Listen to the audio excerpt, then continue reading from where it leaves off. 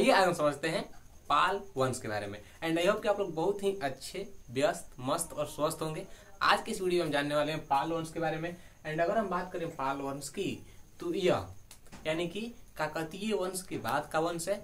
And पाल वंश के बाद कुछ 2-3 वंश और है, उसके बाद हमारा शुरू होगा मध्यकालीन भारत। अभी तक हमने जितना भी पढ़ा है वो सब प्राचीन भारत के इतिहास में पढ़ा है, या फिर यूं कहें तो वो सब प्राचीन भारत में ही आता है। एंड अब हम मध्यकालीन भारत पढ़ने वाले हैं 2-3 वीडियो के बाद। देखिए, पाल वंश के संस्थापक की अगर हम बात करें तो पाल वंश के संस्थापक का नाम है गोपाल, यानी कि गोपाल को पाल वंश का संस्थापक माना जाता है। और पाल वंश की राजधानी मुंगेर बनाई गई। और आप लोग जानते हैं कि मुंगेर अभी फिलहाल में कहाँ पे है? बिहार में है। बिहार का एक बहुत ही अच्छा खासा जिला है मुंगेर। और पाल वंश में गोपाल जो है, इन्होंने एक विश्वविद्यालय की स्थापना किया था, उसका नाम है ओदंतपुरी विश्वविद्यालय। और वो भी कहाँ पे? बिहार में है। क्योंकि ओदंत भी बिहार में ही है, इसलिए ओदंत के नाम से ही ओदंतपुरी विश्वविद्यालय की स्थापना किया गया ना।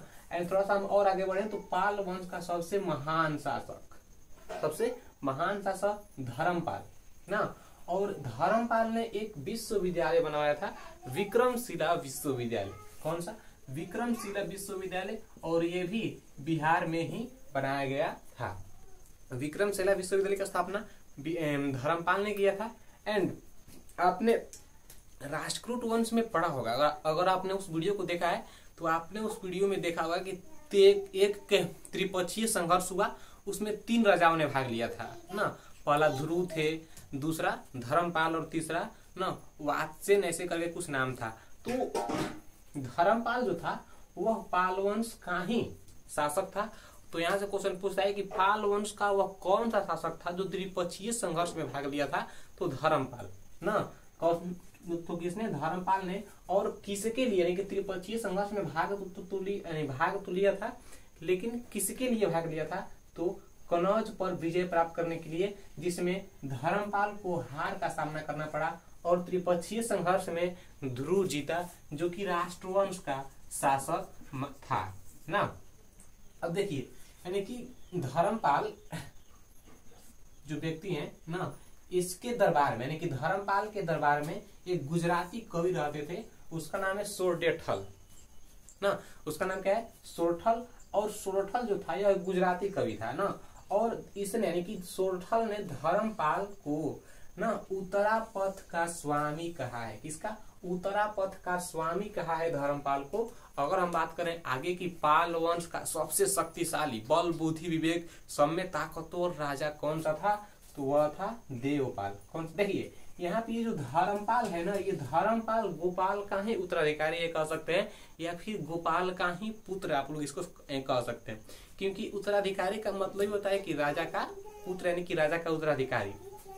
अब देखिए, देवपाल जो था वह सबसे शक्तिशाली राजा था। किस वंश का? पाल वंश का। और सबसे महान शासक धर्मपाल। किस वंश का? पाल वंश का। अब देखिए, देवपाल जो था इसने ना बौद्ध मठ का निर्माण करवाया था। क्योंकि बौद्ध मठ का निर्माण इसलिए क्योंकि पूरा पाल वंश, जितना भी ये पाल वंश में राजा हुए, वे सभी बौद्ध धर्म के अनुयायी थे। किस धर्म के? बौद्ध धर्म के अनुयायी थे।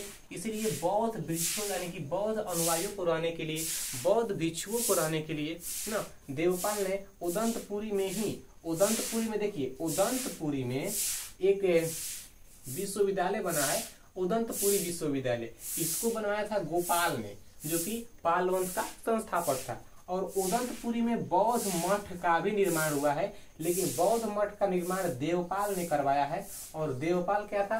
तो सर्वाधिक शक्तिशाली शासक था। और एक शिक्षा होती थी उस टाइम पे। कौन सी मतलब शिक्षा? तो गौड़ी रीति नामक साहित्यिक शिक्षा ना। यानी कि गौड़ी रीति नामक साहित्यिक शिक्षा का उदय किस वंश के समय हुआ? तो पाल वंश के समय में ही इस शिक्षा का उदय हुआ था। एंड पाल वंश के शासकों के द्वारा ही इस शिक्षा का उदय किया गया। तो हम कह सकते हैं कि गौड़ी रीति नामक साहित्यिक शिक्षा, यह एक साहित्यिक शिक्षा थी ना। इसमें साहित्य के बारे में कुछ है ना बातें बताई जाती थी। चूंकि इस टाइम पे ना पाल वंश का समय था, तो पाल वंश के समय में ही गौड़ी रीति नामक साहित्यिक शिक्षा का उदय हुआ। एक बार अगर हम इसको रिपीट करें तो हम जानेंगे कि पाल वंश के संस्थापक गोपाल, और पाल वंश का सबसे महान शासक धर्मपाल, जो कि गोपाल का पुत्र था। पाल वंश का सबसे शक्तिशाली शासक कौन सा था? तो देवपाल था। और देवपाल ने बौद्ध मठ का निर्माण करवाया था उदंतपुरी में। गोपाल ने उदंतपुरी विश्वविद्यालय का निर्माण करवाया था। और धर्मपाल ने धर्मपाल कहाँ पे? हाँ, धर्मपाल विक्रमशिला विश्वविद्यालय की स्थापना करवाई थी। एंड थोड़ा सा हम और आगे बढ़े तो हम जानेंगे कि धर्मपाल को सोरठल नामक एक गुजराती कवि ने उत्तरापद स्वामी से नवाजा था। एंड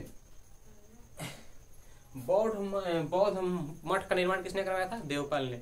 तो यहाँ तक हमने पूरी पाल वंश की स्थापना, उसका उदय, उसका विनाश, धीरे धीरे ये सब खत्म हो गया। एंड धीरे धीरे आगे और वंश पढ़ेंगे हम लोग, तब जानेंगे कि पाल वंश के बाद कौन सा वंश आया।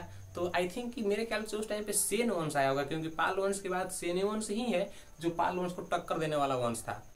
तो यहाँ तक हमने जाना कि पाल वंश के विस्तार और विचार में कैसे वृद्धि हुई और यह वंश धीरे धीरे कैसे खत्म हो गया। तो आई थिंक कि आप लोग को ये वीडियो अच्छे से समझ में आ गई होगी। और मिलते हैं एक अगली वीडियो में एक नए टॉपिक के साथ। तब तक के लिए धन्यवाद।